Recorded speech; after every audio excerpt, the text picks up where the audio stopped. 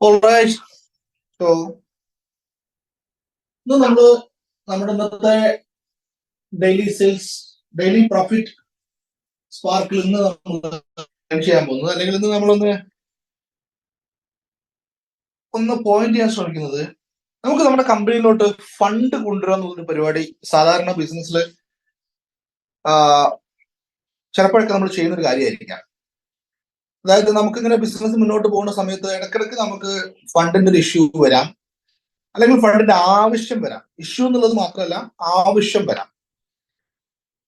ആ ആവശ്യങ്ങൾക്കനുസരിച്ച് നമ്മൾ കമ്പനിയിലോട്ട് ക്യാഷ് കൊണ്ടുവരും. ക്യാഷ് എവിടെ നിന്നൊക്കെ കൊണ്ടുവരും അറിയാമോ?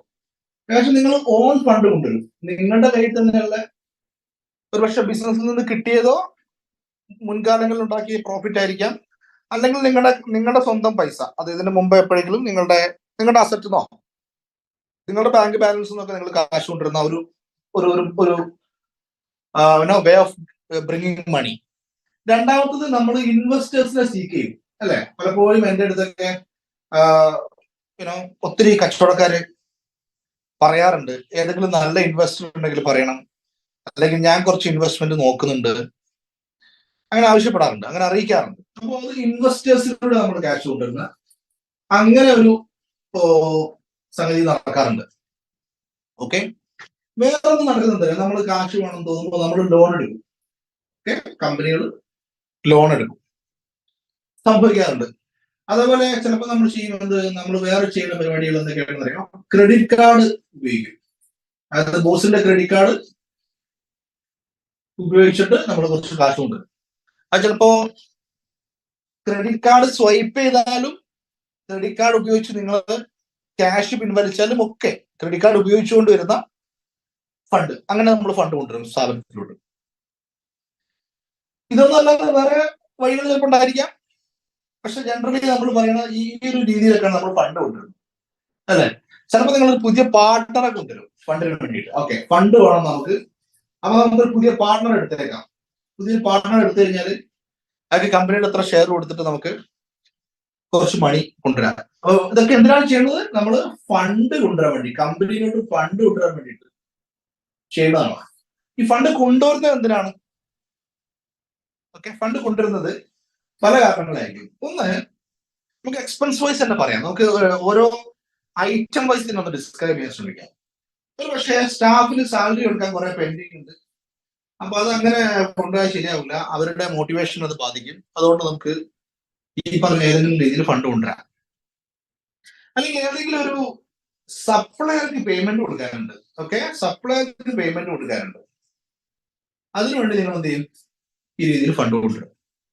ഞാൻ പറയുന്നത് ബിസിനസിന് ഉള്ളിലുള്ള ഫണ്ട് ഉപയോഗിക്കുന്നതിനെ കുറിച്ചല്ല. ബിസിനസിന്റെ ഉള്ളിൽ നിങ്ങളുടെ ബാങ്കിലോ നിങ്ങളുടെ ക്യാഷ് ആയിട്ടോ ഉള്ള പണം ഉപയോഗിക്കുന്നതിനെ കുറിച്ചല്ല പറയുന്നത്. പുറത്തു നിന്ന് കൊണ്ടുവരാം. പുറമേ എന്ന് പറഞ്ഞാൽ നിങ്ങളുടെ സ്വന്തം കാശും പുറമെയാണ്. ബിക്കോസ് ബിസിനസ് എന്ന് പറഞ്ഞാൽ അതൊരു സെപ്പറേറ്റ് എൻറ്റിറ്റിയാണ്. മുതലാളി ഉൾപ്പെടെയുള്ള ആളുകൾ ബിസിനസിന്റെ പുറത്താണ്, ബിസിനസിന് ഉള്ളിലല്ല. Business is a separate entity. അത് മുതലാളി കൊണ്ടുവരുന്നതും ഇൻവെസ്റ്റേഴ്സിന് കൊണ്ടുവരുന്നതും ലോൺ എടുക്കുന്നതും ക്രെഡിറ്റ് കാർഡ് ഉപയോഗിക്കുന്നതും പുതിയ പാർട്ണറെ കൊണ്ടുവരുന്നതും എന്താവശ്യങ്ങൾക്കാണ്? ഒന്നെങ്കിൽ സാലറി കൊടുക്കാൻ, ഒന്നെങ്കിൽ സപ്ലയർക്ക് പേയ്മെന്റ് കൊടുക്കാൻ, ഒന്നെങ്കിൽ നിങ്ങളുടെ ഓഫീസിന്റെ അല്ലെങ്കിൽ നിങ്ങളുടെ ഫാക്ടറിയുടെ ലോജിസ്റ്റിക് യൂണിറ്റിന്റെ ഒക്കെ റെന്റ് കൊടുക്കാൻ പ്രയാസമാണ് മാസം. അപ്പൊ അതുകൊണ്ട് ഫണ്ട് ഇവിടെ നിങ്ങൾ കൊണ്ടുവരണം, റെന്റ് കൊടുക്കാൻ വേണ്ടി. അല്ലെങ്കിൽ നിങ്ങൾ പറയും, നമുക്ക് ഒരു പുതിയ ഓഫീസിലോട്ട് മാറണം, ഇപ്പൊ ഉള്ള ഓഫീസ് പോരാ, നമുക്ക് ഒന്നുകൂടി ഒന്ന് ഉഷാറാക്കണം, അല്ലെങ്കിൽ ഉള്ള ഓഫീസിനെ ഒന്നുകൂടി ഒന്ന് ഫേർണിഷ് ചെയ്തിട്ട് ഒരു 4 പേര് ഓഫീസിലോട്ട് വരുമ്പോൾ കുറച്ചുകൂടി ഒരു ലുക്ക് കിട്ടുന്ന രീതിയിൽ, നമ്മളുടെ ഒരു ബ്രാൻഡിനെ ഡെവലപ്പ് ചെയ്യുന്ന രീതിയിൽ നമുക്ക് എന്ത് ചെയ്യണം? അതൊന്ന് റിനോവേറ്റ് ചെയ്യണം. അപ്പൊ എന്താണ്? അത് ഓഫീസിന് വേണ്ടിയിട്ടാണ്. ഓഫീസ് റിനോവേഷൻ ആവാം, അല്ലെങ്കിൽ ന്യൂ ഓഫീസ് ആവാം. ഓഫീസ് റിനോവേഷൻ ആവാം, അല്ലെങ്കിൽ ന്യൂ ഓഫീസ് ആവാം. ഇതിനു വേണ്ടി നമ്മൾ കാശുണ്ട്. വേറൊരു സാഹചര്യം, നിങ്ങൾക്ക് ഒരു നല്ല ഓർഡർ കിട്ടി, നല്ലൊരു ഓർഡർ. പക്ഷെ ആ ഓർഡർ പ്രോസസ് ചെയ്യാൻ വേണ്ടിയിട്ട്, അത് ഓപ്പറേറ്റ് ചെയ്യാൻ വേണ്ടിയിട്ട് നിങ്ങളുടെ ഇപ്പോഴുള്ള ഫണ്ട് തികയില്ല. ഓക്കെ, സാധാരണ നിങ്ങൾ എല്ലാ മാസവും ഒരു 2 മില്യൺ ദിർഹംസിന്റെ സെയിൽസ് നടത്തിക്കൊണ്ടിരിക്കുന്നത്, നിങ്ങൾക്ക് പെട്ടെന്ന് ഒരു 5 മില്യന്റെ സെയിൽസ് കൊണ്ട് വരിക, ഒരൊറ്റ ഓർഡർ, സിംഗിൾ ഓർഡറിൽ ഒരു 5 മില്യൺ. അപ്പോൾ സ്വാഭാവികമായിട്ടും നിങ്ങളുടെ ബിസിനസ്സിനുള്ളിൽ ചിലപ്പോൾ ക്യാഷ് ഇല്ല, ബാങ്കിൽ ക്യാഷ് ഇല്ല, നിങ്ങൾ ഏതെങ്കിലും മാർഗത്തിലൂടെ അത് ചെയ്യും, അല്ലെ? അപ്പൊ ഒരു പുതിയ ഓർഡർ, ഒരു ന്യൂ ഓർഡർ ന്യൂ ഓർഡർ എന്ന് പറയുമ്പോൾ സാധാരണ ഓർഡർ അല്ല, ഒരു അബ്നോർമൽ ആയിട്ടുള്ള സാധാരണ വരാത്ത ഒരു ഓർഡർ. ഓക്കെ, അതിനുശേഷം നിങ്ങൾക്ക് ഒരു പുതിയ പ്രോജക്റ്റ് കിട്ടും. പ്രോജക്റ്റ് കിട്ടുക എന്ന് പറയുമ്പോൾ ഡെഫിനറ്റ്ലി അത് സർവീസ് ഇൻഡസ്ട്രിയിലോട്ട് വരുമ്പോൾ നമുക്ക് അങ്ങനെ അതിനെ പരിഗണിക്കാം. ഇപ്പോ നവാസ് നമ്മുടെ കൂടെ, അദ്ദേഹം ചെയ്യുന്നത് സോളാറാണ്. സോളാറിന്റെ സർവീസ് ചെയ്യുമ്പോൾ ഒരു വലിയ പ്രോജക്റ്റ് കിട്ടുന്നു. അപ്പൊ അതിലോട്ട് ഒരു വലിയ ഇൻവെസ്റ്റർ നമുക്ക് വേണം. നമ്മളെ ക്യാഷ് ഫ്ലോ നമ്മുടെ ബാങ്ക് അതിനെ അനുവദിക്കുന്നില്ല. ഓക്കെ, അപ്പൊ അങ്ങനെയുള്ള പുതിയ പ്രോജക്റ്റുകൾ, ഓക്കെ, പുതിയ പ്രോജക്റ്റുകൾ നമ്മളിങ്ങനെ എണ്ണുവാണെങ്കിൽ കുറെ കാര്യങ്ങൾ ഉണ്ടാവും. ഓക്കെ, ഒരു എക്സാമ്പിളോട് പറയാം, ഞാൻ ഒന്ന് രണ്ട് എക്സാമ്പിളോട് പറയാം. നിങ്ങൾക്ക് ഇപ്പോ ഒരു 4 പേരാണ് സെയിൽസിൽ ഉള്ളത്. നിങ്ങളുടെ സ്ഥാപനത്തിൽ 4 പേരാണ് സെയിൽസിൽ ഉള്ളത്. ഈ സെയിൽസിലെ ആളുകളുടെ നമ്പർ ഒന്ന് കൂട്ടിക്കഴിഞ്ഞാൽ, അതൊരു 2 പേരുടെ എക്സ്ട്രാ എടുത്തു കഴിഞ്ഞാൽ നമുക്ക് ബിസിനസ് കൂട്ടാൻ സാധിക്കുമെന്ന് മനസ്സിലാവുന്നുണ്ട്. നിങ്ങൾക്കത് അറിയാം, നിങ്ങളുടെ മാർക്കറ്റിൽ ഡിമാൻഡ് ഉണ്ട്, പക്ഷെ ഈ ആളുകൾ ഓടി എല്ലാ സ്ഥലത്തും എത്തുന്നില്ല. അപ്പൊ നിങ്ങളൊരു റിക്രൂട്ട്മെന്റ് നടത്തുന്നു, അഡീഷണൽ റിക്രൂട്ട്മെന്റ്. ഈ റിക്രൂട്ട്മെന്റ് പുതിയ ഇൻകം കൊണ്ടുവരാനുള്ള ഒരു സാധ്യതയാണ് നിങ്ങൾക്ക് മുന്നിൽ തരുന്നത്. അപ്പൊ അവിടെ നിന്ന് റിക്രൂട്ട്മെന്റ് നടത്തും. അല്ലെങ്കിൽ നിങ്ങൾക്ക് ഇപ്പൊ ഒരു 5 വാനാണ് കമ്പനിയിലുള്ളത്, ഒരു 2 വാനും കൂടി എടുത്തു കഴിഞ്ഞാൽ, 2 ഡെലിവറി വെഹിക്കിൾ കൂടി എടുത്തു കഴിഞ്ഞാൽ, വെഹിക്കിൾസ് ആഡ് ചെയ്യണം, നിങ്ങളുടെ ബിസിനസ് കൂടും എന്നുള്ള ഒരു തീരുമാനം നിങ്ങളുടെ ആസ് എൻ ഓണർ നിങ്ങൾ തീരുമാനിക്കുന്നു, നിങ്ങളുടെ പാർട്ട്നേഴ്സ് തീരുമാനിക്കുന്നു, മാനേജ്മെന്റ് തീരുമാനിക്കുന്നു. അപ്പൊ ആ രീതിയിൽ നിങ്ങൾക്ക് പുതിയ വെഹിക്കിൾ വേണം. ഓക്കെ, പിന്നെ ഫോർ എക്സാമ്പിൾ നിങ്ങൾ ഓൾറെഡി ക്യാഷ് മേടിച്ചിട്ടുണ്ട്, കഴിഞ്ഞ ആരോടൊക്കെ കടം മേടിച്ച പൈസ കൊടുക്കാനുണ്ട്, ലാബിലിറ്റി ക്ലിയർ ചെയ്യണം. അപ്പൊ അത് നമ്മൾ ബിസിനസ് തുടങ്ങുന്ന സമയത്ത് മേടിച്ചതായിരുന്നു, അല്ലെങ്കിൽ തുടങ്ങി കുറച്ച് മുന്നോട്ട് പോകുമ്പോൾ വർക്കിംഗ് ക്യാപിറ്റലിന്റെ ഇഷ്യൂകളൊക്കെ മേടിച്ചായിരുന്നു. അയാൾക്ക് ഭയങ്കര പ്രഷറാണ്, അയാൾക്ക് പെട്ടെന്ന് പൈസ വെച്ചു കൊടുക്കണം. അപ്പോൾ ആ ലാബിലിറ്റി ക്ലിയർ ചെയ്യാൻ വേണ്ടിയിട്ട്, ആ ലാബിലിറ്റി നമ്മൾ പേ ഓഫ് ചെയ്യാൻ വേണ്ടിയിട്ട് നമ്മൾ എന്ത് ചെയ്യണം, ക്യാഷ് കൊണ്ടുവരികയാണ്. ഏത് മാർഗത്തിലൂടെ കൊണ്ടുവരുന്നത്? ഞാൻ നേരത്തെ പറഞ്ഞ മാർഗങ്ങളിലൂടെയോ അല്ലെങ്കിൽ ഇതിനപ്പുറം വേറെ എന്തെങ്കിലും ഉണ്ടെങ്കിൽ അതൊക്കെ പുറത്തുനിന്ന് കൊണ്ടുവരികയാണ്. ഇത് ഒരു SME ബിസിനസ്സിൽ, ഒരു സാധാരണ രീതിയിൽ നമ്മൾ പറയുമ്പോൾ ഒരു ബിസിനസ് തുടങ്ങുന്ന സമയത്തുള്ള കാര്യം നിങ്ങൾക്ക് വിടാട്ടോ. കാരണം ബിസിനസ് തുടങ്ങുമ്പോൾ നിങ്ങൾ കൊണ്ടുവരുന്ന ഒരു ക്യാപിറ്റൽ, അത് എത്ര വേണം എന്നുള്ള തീരുമാനം ചിലപ്പോൾ കച്ചവടം തുടങ്ങി കുറച്ച് കഴിയുമ്പോഴൊക്കെയാണ് അറിയാം. അപ്പൊ ആദ്യത്തെ ഒരു വർഷത്തെ പിക്ചർ മാറ്റി നിർത്താം. അതിന്റെ ഇടയിൽ കാശ് ചിലപ്പോൾ കൊണ്ടുവരേണ്ടി വരും, കൊണ്ടുവരാം, പ്രശ്നമൊന്നുമില്ല. ബിക്കോസ് നിങ്ങൾക്ക് ഇങ്ങനെ മനസ്സിലായിക്കൊണ്ടിരിക്കുകയാണ് എത്രയാണ് എക്സ്പാൻഷൻ ആവശ്യം, എന്തിനൊക്കെ എത്രയൊക്കെ ആളെടുക്കണം. ആ ഒരു പ്രോസസ്സ് കഴിഞ്ഞ് ഒരു 1 ഇയറോ അല്ലെങ്കിൽ ഒരു 2 ഇയറോ ഒക്കെ കഴിഞ്ഞിട്ടുള്ള കഥയാണ് ഞാൻ പറഞ്ഞുകൊണ്ടിരിക്കുന്നത് കേട്ടോ. ഒരു ബിസിനസ് ട്രാക്കിൽ കയറിയിട്ട് അതിന്റെ ഓപ്പറേഷനൊക്കെ തുടങ്ങി കാര്യങ്ങളൊക്കെ മുന്നോട്ട് പോകുന്ന സമയത്ത് ലെറ്റ്സ് സേ ഒരു 1 ഇയർ അല്ലെങ്കിൽ ഒരു 2 വർഷമൊക്കെ നിങ്ങളുടെ ബിസിനസ് ഒരു ചൈൽഡ് ബേബി സ്റ്റേജിൽ മാറിയിട്ട് ഒരു മെച്യൂർഡ് ലെവലിൽ എത്തിയതിനു ശേഷമുള്ള അവസ്ഥ. ആ ശേഷമുള്ള സമയത്ത് നിങ്ങൾ ഇങ്ങനെയൊക്കെ ക്യാഷ് കൊണ്ടുവരുമ്പോൾ ഒരു ചെറിയ വാണിംഗ് തരാനുണ്ട്. എന്താ പറയുക വാണിംഗ്? നിങ്ങൾ ഈ ഇടതു ഭാഗത്ത് ഏത് സാധനങ്ങളൊക്കെ നിങ്ങൾക്ക് മനസ്സിലാവും. ഇതൊക്കെ നിങ്ങളുടെ എക്സ്പെൻസസ് ആണ്. എന്താണ്? നിങ്ങളുടെ എക്സ്പെൻസസ് ആണ്, അല്ലെ? സാലറി കൊടുക്കുക എന്നുള്ള ഒരു കമ്പനിയെ സംബന്ധിച്ചിടത്തോളം അതിന്റെ ചെലവുപ്പെട്ടതാണ്. ആ ഓപ്പറേഷൻ മുന്നോട്ട് കൊണ്ടുപോകാൻ വേണ്ടിയിട്ടുള്ള എക്സ്പെൻസ് ആണ്. സപ്ലയേഴ്സിന് പേയ്മെന്റ് കൊടുക്കുക എന്ന് പറഞ്ഞാൽ നിങ്ങൾ ആ ഒരു ബിസിനസ് റൺ ചെയ്യാൻ വേണ്ടിയിട്ടുള്ള റോ മെറ്റീരിയൽ മേടിക്കുകയോ അല്ലെങ്കിൽ ട്രേഡ് ചെയ്യാനുള്ള സാധനങ്ങൾ മേടിക്കുകയോ അല്ലെങ്കിൽ നിങ്ങളെ സർവീസ് ബൈ ചെയ്യുമ്പോൾ ഉണ്ടാവുന്ന ആ ഒരു ഓപ്പറേഷണൽ എക്സ്പെൻസ് ആണ്. റെന്റ് എന്ന് പറഞ്ഞാൽ നിങ്ങളുടെ സ്ഥാപനത്തിന് ഡെഫിനറ്റ്ലി നിങ്ങളുടെ ബിൽഡിങ്ങിന് ഓഫീസിന് കൊടുക്കുന്ന, അത് ഓപ്പറേറ്റ് ചെയ്ത് മുന്നോട്ട് കൊണ്ടുപോകാൻ വേണ്ടിയിട്ടുള്ള എക്സ്പെൻസ് ആണ്. ലാബിലിറ്റി എന്ന് പറയുമ്പോൾ നമ്മുടെ കമ്പനി റൺ ചെയ്യാൻ വേണ്ടിയിട്ട്, ഓപ്പറേറ്റ് ചെയ്യാൻ വേണ്ടിയിട്ട്, അതിന്റെ എക്സ്പെൻസസ് ഒക്കെ മീറ്റ് ചെയ്യാൻ വേണ്ടിയിട്ട് അല്ലെങ്കിൽ അതിലോട്ട് ഇൻവെസ്റ്റ് ചെയ്യാൻ വേണ്ടിയിട്ട് ഇതിന് മുമ്പേ നിങ്ങൾ മേടിച്ചതായിരിക്കാം ലാബിലിറ്റി കേട്ടോ. അപ്പൊ ലാബിലിറ്റിയുടെ കേസിൽ ഒരു സ്പെഷ്യൽ ട്രീറ്റ്മെന്റ് ആവശ്യമാണ്. അത് ഞാൻ ടുവേർഡ്സ് എൻഡ് ഞാൻ പറയാം. പിന്നെ ഇപ്പുറത്ത് നോക്കൂ, നിങ്ങൾ ഓഫീസ് പുതിയത് തുടങ്ങുക അല്ലെങ്കിൽ ഉള്ള ഓഫീസ് ഒന്ന് റിനോവേറ്റ് ചെയ്യുക. ഇത് എന്തിന്റെ ഭാഗമാണ്? ഇത് എക്സ്പെൻസ് അല്ല, ഇത് ഒരു എക്സ്പാൻഷന്റെ ഭാഗമാണ്. എന്താണ്? എക്സ്പാൻഷന്റെ ഭാഗമാണ്. നമ്മുടെ ബിസിനസിനെ നമ്മളൊന്ന് എക്സ്പാൻഡ് ചെയ്യണം, നമ്മളൊന്ന് വലുതാക്കുക. അതിന്റെ ഇപ്പോഴുള്ള റവന്യൂ കൂട്ടാൻ വേണ്ടിയിട്ടുള്ള ശ്രമമാണ്.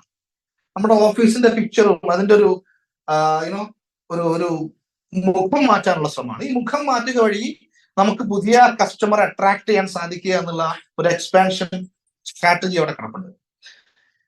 ഇപ്പൊ ഞാനും എന്റെ വർഷങ്ങൾക്ക് മുമ്പേ തുടങ്ങിയ ഒരു ഓഫീസ് ദുബായിൽ കഴിഞ്ഞ മാസം ഒരു പുതിയ ഓഫീസിലോട്ട് ഞങ്ങൾ മാറി, ഒരു പുതിയ വലിയ ഓഫീസിലോട്ട് മാറി. അപ്പൊ ഞങ്ങളെ സംബന്ധിച്ചിടത്തോളം അതൊരു എക്സ്പാൻഷനാണ്. ഓക്കെ, എക്സ്പാൻഷനാണ്. നമ്മളവിടെ പുതിയ ഓഫീസ് എടുത്തു, അത് ഡെക്കറേറ്റ് ചെയ്യുന്നു, അവിടെ പുതിയ ഫോട്ടോസ്റ്റാറ്റിന്റെ മെഷീൻസ് ഒക്കെ വലുത് വാങ്ങിച്ചിടുന്നു. അതൊരു എക്സ്പാൻഷനാണ്. ന്യൂ ഓർഡർ വരികയാണ്. നിങ്ങൾ ഇപ്പൊ 2 മില്യൺ ചെയ്യുന്ന നിങ്ങൾക്ക് ഒരു 5 മില്യന്റെ ഒരു ബൾക്ക് ഓർഡർ അങ്ങോട്ട് വരുമ്പോൾ ഡെഫിനറ്റ്ലി അത് നിലവിലുള്ള ബിസിനസ് റൺ ചെയ്യുന്ന പ്രോസസ് അല്ല, നിങ്ങളുടെ ബിസിനസിന്റെ റവന്യൂ വലുതാക്കാൻ വേണ്ടിയുള്ള ഒരു എക്സ്പാൻഷനാണ് അവിടെ നടക്കുന്നത്, ഒരു എക്സ്പാൻഷനാണ്. മൂന്നാമത് നോക്കൂ, നിങ്ങൾ പുതിയൊരു പ്രോജക്റ്റ്, ഞാൻ നേരത്തെ പറഞ്ഞ പോലെ നവാസ് ഇപ്പോ സോളാർ ചെയ്തുകൊണ്ടിരിക്കുന്നു, അദ്ദേഹത്തിന് ഒരു വലിയ ഓർഡർ വരുന്നു, ഒരു വർഷത്തേക്കുള്ള ഒരു വലിയ പ്രോജക്റ്റ്. അത് എക്സ്പാൻഷനാണ്. അദ്ദേഹത്തിന്റെ റവന്യൂ കൂട്ടുന്ന ഒരു സാധ്യതയാണ് അദ്ദേഹത്തിന് മുമ്പിൽ വരുന്നത്, അല്ലെ? റിക്രൂട്ട്മെന്റ്, സെയിൽസിൽ 4 പേരാണ്, ഒരു 2 പേരെ കൂട്ടിക്കഴിഞ്ഞാൽ എക്സ്പാൻഡഡ് ആവും, ബിസിനസ് വലുതാവും, റവന്യൂ കൂടും. വെഹിക്കിള്, 4 വെഹിക്കിളിൽ 2 കൂട്ടുമ്പോൾ ഡെലിവറി കൂടുതൽ കൊടുക്കാം, നമ്മളെ സെയിൽസ് കൂടും, നമ്മുടെ റവന്യൂ കൂടും.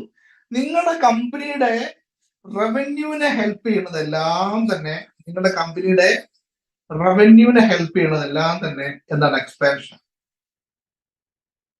ഓക്കെ, അതിലൊരു പക്ഷേ ഡിജിറ്റൽ മാർക്കറ്റിംഗ് പോലും വരും. ഉദാഹരണം, സാധാരണ നിങ്ങൾ ഡിജിറ്റൽ മാർക്കറ്റിംഗിന് വേണ്ടി ഒരു പൈസ ചെലവഴിക്കുന്നുണ്ട്. ഓക്കെ, അത് നമുക്ക് ഇവിടെ പെടുത്താം, നമ്മുടെ എക്സ്പെൻസ് സൈഡിൽ പെടുത്താം. പക്ഷേ നിങ്ങളൊരു വലിയ ഡിജിറ്റൽ മാർക്കറ്റിംഗ് അറ്റംപ്റ്റ് എടുക്കുകയാണ്, ഒരു പക്ഷേ നിങ്ങളുടെ കമ്പനിയുടെ പ്രോഡക്റ്റിനെയും അതിന്റെ നിങ്ങളുടെ ഓഫീസിനെയും നിങ്ങളുടെ ആളുകളെയൊക്കെ വെച്ചുകൊണ്ട് ഒരു വലിയൊരു പ്രൊഫൈൽ വീഡിയോ ക്രിയേറ്റ് ചെയ്യാൻ വേണ്ടി കുറച്ച് സ്പെൻഡ് ചെയ്യുകയാണെങ്കിൽ അത് നിങ്ങളുടെ മുഖം മാറ്റാനുള്ള ഒരു അറ്റംപ്റ്റ് ആണ്, അല്ലെ? അതൊരു എക്സ്പാൻഷന് വേണ്ടിയിട്ട്, കൂടുതൽ സെയിൽസ് കൊണ്ടുവരാൻ വേണ്ടി, കൂടുതൽ മാർക്കറ്റിലേക്ക് നിങ്ങൾ റീച്ച് ചെയ്യാനുള്ള ഒരു വലിയ എമൗണ്ട് സ്പെൻഡിങ് ആണെങ്കിൽ അത് അവിടെ വരും, എക്സ്പാൻഷൻ ആയിരിക്കും. നോർമലി നിങ്ങൾ സാധാരണ ചെയ്യുന്ന ഡിജിറ്റൽ മാർക്കറ്റിംഗ് ആക്ടിവിറ്റീസ് ഒക്കെ എക്സ്പെൻസസ് വരും. എന്തിനാണ് ഇത് രണ്ടും ഞാൻ സെപ്പറേറ്റ് ചെയ്തെന്ന് അറിയാമോ? നിങ്ങളുടെ സ്ഥാപനം മുന്നോട്ട് കൊണ്ടുപോകുമ്പം ഇടയ്ക്കിടയ്ക്ക് പൈസ കൊണ്ടുവരുന്ന പരിപാടി, പ്രത്യേകിച്ചും ഒരു ബേബി സ്റ്റേജിലുള്ള കച്ചവടം, അല്ലെങ്കിൽ ജസ്റ്റ് ഒന്ന് എസ്റ്റാബ്ലിഷ് ആയിട്ട് അധികം ഫണ്ടൊന്നും ഇല്ലാത്ത ഒരു ഓക്കെയിൽ പോകുന്ന കമ്പനി, അല്ലെങ്കിൽ കൃത്യമായിട്ടുള്ള ഒരു നോട്ടം അല്ലെങ്കിൽ ഒരു സ്ട്രാറ്റജിയിലല്ല പോകുന്നത്, അത്തരത്തിലുള്ള ഒരു ഓഡിറ്റോ അത്തരത്തിലുള്ള ഒരു സ്ട്രാറ്റജി സപ്പോർട്ടോ ഒരു കൺസൾട്ടിങ് സപ്പോർട്ടോ ഒന്നും ഇല്ലാത്ത സാധാരണ കമ്പനികളൊക്കെ പൈസ കൊണ്ടുവരുമ്പോ അത് എന്തിനുപയോഗിക്കുന്നു എന്നുള്ളൊരു ക്വസ്റ്റ്യൻ വളരെ പ്രധാനമാണ്.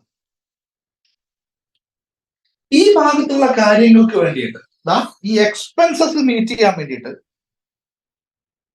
ഫണ്ട് കൊണ്ടുവരിക എന്നുള്ളത് റാങ് ആണത്, റാങ്. അത് വളരെ വലിയ തെറ്റാണ്. എക്സ്പെൻസസ് മീറ്റ് ചെയ്യാൻ ഫണ്ട് പുറത്തുനിന്ന് ഇങ്ങനെ ഇടയ്ക്കിടയ്ക്ക് കൊണ്ടുവരുന്ന പരിപാടി സൂചിപ്പിക്കുന്നത് എന്താണെന്നറിയോ? നിങ്ങൾ ഓൾറെഡി ഇൻവെസ്റ്റ് ചെയ്ത പൈസയിൽ നിന്നും റവന്യൂ ജനറേറ്റ് ചെയ്ത് ആ കമ്പനിയുടെ എക്സ്പെൻസസ് മീറ്റ് ചെയ്ത് മുന്നോട്ട് പോകാനുള്ള കരുത്ത് നിങ്ങൾക്കില്ല, മുന്നോട്ട് പോകാനുള്ള സ്ട്രാറ്റജി നിങ്ങൾക്കില്ല. നിങ്ങൾ നേരത്തെ ഇൻവെസ്റ്റ് ചെയ്ത പൈസ എന്തിനാണ്? സെയിൽസ് കൊണ്ടുവന്ന് എക്സ്പെൻസ് മീറ്റ് ചെയ്യാൻ വേണ്ടിയിട്ടാണല്ലോ, അതിൽ പ്രോഫിറ്റ് ഉണ്ടാക്കാൻ വേണ്ടിയിട്ടാണല്ലോ. അപ്പൊ വീണ്ടും എക്സ്പെൻസസ് വരുമ്പോൾ വീണ്ടും ക്യാഷ് പുറത്തുനിന്ന് കൊണ്ടുവരികയാണെങ്കിൽ നിങ്ങൾ ഓൾറെഡി ഇൻവെസ്റ്റ് ചെയ്തത് പ്രോപ്പർലി ഒപ്റ്റിമൈസ്ഡ് അല്ല. നിങ്ങളുടെ സാധാരണ ഓവർ എക്സ്പെൻസസ് മീറ്റ് ചെയ്യാൻ വേണ്ടി ഒരിക്കലും ക്യാഷ് പുറത്തുനിന്ന് കൊണ്ടുവരരുത്. അപ്പൊ നിങ്ങൾക്കൊരു 1 lakh ദിറംസിന്റെ ആവശ്യമുണ്ട്, 100,000 ദിറംസിന്റെ ആവശ്യം ബിസിനസ്സിൽ ഉണ്ടെങ്കിൽ ആദ്യം നോക്കേണ്ടത് ഈ ലിസ്റ്റിലോട്ടാണ്. ഞാൻ എന്തിനാണ് ഇത് കൊണ്ടുവരുന്നത്? ഞാൻ കൊണ്ടുവരുന്നത് എക്സ്പെൻസസ് മീറ്റ് ചെയ്യാനാണോ, എക്സ്പാൻഷന് വേണ്ടിയിട്ടാണോ? എക്സ്പാൻഷൻ ആണെങ്കിൽ യു ക്യാൻ ഡു ഇറ്റ്. കാരണം അതൊരു പുതിയ സാധനമാണ്. നിങ്ങളുടെ റവന്യൂ കൂട്ടാൻ വേണ്ടി പുതിയൊരു ഇൻവെസ്റ്റ്മെന്റ് കൊണ്ടുവരാണ്. അതായത് നേരത്തെ നിങ്ങൾ ഇൻവെസ്റ്റ് ചെയ്ത് തുടങ്ങിയ ബിസിനസിന്റെ എക്സ്പെൻസ് മീറ്റ് ചെയ്യാൻ ഇപ്പോഴും നിങ്ങൾ ക്യാഷ് പുറത്തു കൊണ്ടുവരാണെങ്കിൽ അത് സൂചിപ്പിക്കുന്നത് നിങ്ങളുടെ ഒരു നിങ്ങളൊരു വീക്കാണ്. നിങ്ങളുടെ ബിസിനസ് കൊണ്ടുപോകുന്ന കാര്യത്തിൽ നിങ്ങൾ വീക്കാണ്. 4 സ്റ്റാഫിനെ വെച്ചിട്ട് നിങ്ങൾക്ക് എക്സ്പെക്ട് ചെയ്യുന്ന വരുമാനം 4 ലക്ഷം ദിറംസ് ആണെങ്കിൽ ആ 4 ലക്ഷം ദിറംസ് നിങ്ങളുടെ എക്സ്പെൻസിനുള്ളിൽ നിങ്ങളുടെ ബിസിനസ് കൊണ്ടുപോകണം. അതാണ് മിടുക്ക്. അല്ലാതെ ഇടയ്ക്കിടയ്ക്ക് അവർക്ക് സാലറി കൊടുക്കാനും അല്ലെങ്കിൽ നിങ്ങളുടെ കമ്പനിയുടെ ബാക്കി ഓപ്പറേഷണൽ എക്സ്പെൻസസ് മീറ്റ് ചെയ്യാൻ വേണ്ടി വീണ്ടും കാശ് കൊണ്ടുവരുമ്പോൾ ലോങ് ടേമിൽ നിങ്ങൾ സ്ട്രഗിൾ ചെയ്യും. ഇത് ഒരു സ്ഥാപനത്തെ കുറിച്ച് മാത്രമല്ല, വ്യക്തികൾക്കും ബാധകമാണ്. നമ്മുടെ ലൈഫില് നമുക്ക് നമ്മുടെ ഫാമിലി ആയിട്ട് ഇവിടെ ദുബായിൽ ജീവിക്കാൻ, ഉദാഹരണത്തിന് നിങ്ങളുടെ എക്സ്പെൻസസ്, ഗ്രോസറി, കറണ്ട് ബില്ല്, കുട്ടികളുടെ സ്കൂള്, ഇതിനൊന്നും പുറത്തുനിന്ന് കടം മേടിക്കാൻ പാടില്ല എന്നാണ് ഈ പറഞ്ഞതിനർത്ഥം. അത് നമ്മൾ അധ്വാനിച്ചുണ്ടാക്കണം. അത് നമ്മുടെ സെയിൽ എന്ന് പറഞ്ഞാൽ നമ്മുടെ ഇൻകം ആണ്, അല്ലെ? നിങ്ങൾ ഓരോരുത്തരും ചെയ്യുന്ന നിങ്ങളുടെ ഇൻഡസ്ട്രിയിൽ നിങ്ങൾ ഉണ്ടാക്കുന്ന വരുമാനം, നമ്മൾ ഇന്നലെ ഡിസ്കസ് ചെയ്ത ക്യാഷ് ഫ്ലോയിൽ നിങ്ങൾക്ക് നിങ്ങളുടെ സാലറി എന്ന് പറഞ്ഞിട്ടൊരു ഇൻകം നിങ്ങൾ ബിസിനസ് നിന്ന് എഴുതിയെടുക്കുന്നുണ്ട്. അതാണ് ഇതിന് ഉപയോഗിക്കേണ്ടത്. For any expansions you can go for മണി.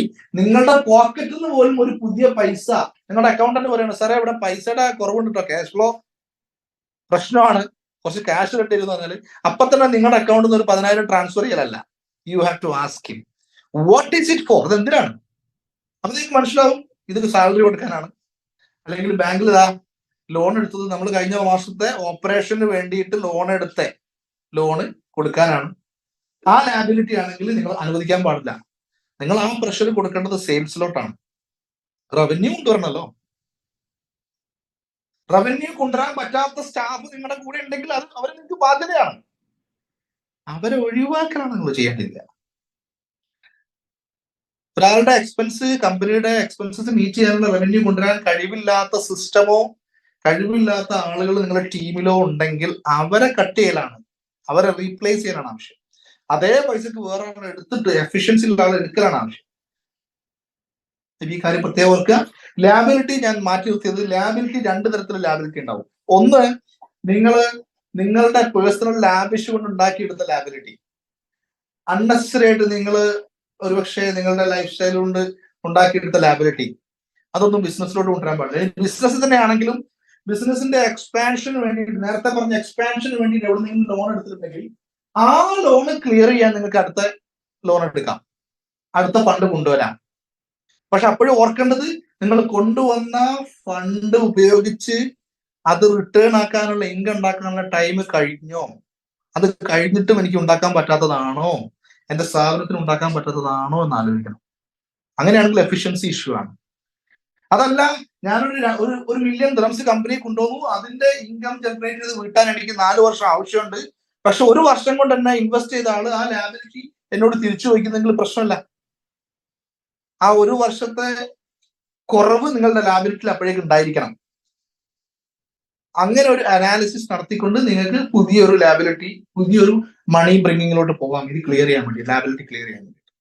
ഇനി അതല്ല, ഞാൻ കൊണ്ടുവന്ന പൈസ അത് ആ ക്യാഷ് ഉപയോഗിച്ച് ഫണ്ട് ഉണ്ടാക്കാനുള്ള സമയമൊക്കെ അതിക്രമിച്ചിട്ടും ഞാൻ ഉണ്ടാക്കാൻ പറ്റിയിട്ടില്ലെങ്കിൽ വീണ്ടും ലാബിലിറ്റി എടുത്തിട്ട് വീണ്ടും ലോൺ എടുത്ത് അത് ക്ലിയർ ചെയ്ത് അടുത്ത ലോൺ എടുത്ത് അത് ക്ലിയർ ചെയ്ത് അങ്ങനെ പോകുമ്പോൾ long term you are going to struggle.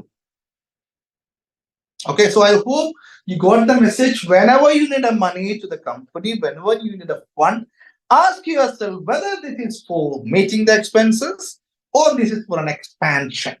If it is for expansion, this is a good idea. This is totally okay to go with a fund inflow. അത് നിങ്ങളുടെ ഓൺ ബാങ്കിലുള്ളതോ നിങ്ങളുടെ പ്രോഫിറ്റ് നിന്ന് മാറ്റി വെച്ചതോ നിങ്ങളുടെ അസറ്റ് വിറ്റിട്ടോ എന്തായാലും കുഴപ്പമുണ്ടാവില്ല. പക്ഷെ ലോൺ എടുക്കലോ ഇൻവെസ്റ്റേഴ്സ് ഒക്കെ ഓക്കെയാണ്. പക്ഷെ എക്സ്പെൻസസ് മീറ്റ് ചെയ്യാൻ വേണ്ടിയിട്ട് ഒരിക്കലും ഫണ്ട് പുറത്തുനിന്ന് കൊണ്ടുവരരുത്, അല്ലെങ്കിൽ സ്വന്തം ക്യാഷ് ആണെങ്കിലും കൊണ്ടുവരരുത്. കൊണ്ടുവരുന്നുണ്ടെങ്കിൽ അതിനെക്കുറിച്ച് ബോധമെങ്കിലും നിങ്ങൾക്ക് വേണം. ആ ബോധം, ആ ഒരു പ്രശ്നം കമ്പനിയിൽ ഉണ്ട്, ഇത് ലോങ് ടേമിൽ നല്ലതല്ല എന്നുള്ളത് നിങ്ങളുടെ ടീമിനോട് കമ്മ്യൂണിക്കേറ്റ് ചെയ്യാനും, അങ്ങനെ ഒരു അസുഖം ഉണ്ടെങ്കിൽ എത്രയും പെട്ടെന്ന് അത് പരിഹരിക്കാനും സാധിക്കണം എന്നുള്ളതാണ് നമുക്ക് ഇന്ന് സംസാരിക്കാനുള്ളത്. I hope the message is clear. If you have any question, you can ask me after we close the meeting. Thank you.